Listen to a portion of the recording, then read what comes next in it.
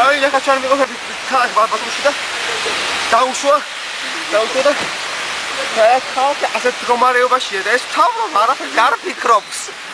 აი, ნახეთ როგორ წემს. და თავრობა სულ არ აინტერესებს. აი, ეს ხალხი რას იზამს? რა ცივდებიან? აი თქვენ ცივდები როგორ არის ცივდები? მამანი ცივდები თომ ალაზანი ესროლესო გავიგე. ბატონოთი. ალაზანი კი რა სურო ამაზონი და კონგო ესროლა, მაინც არ არის მაგათი საშუალო. ასე ყველაფერი ვის ბრალია? თავრობის.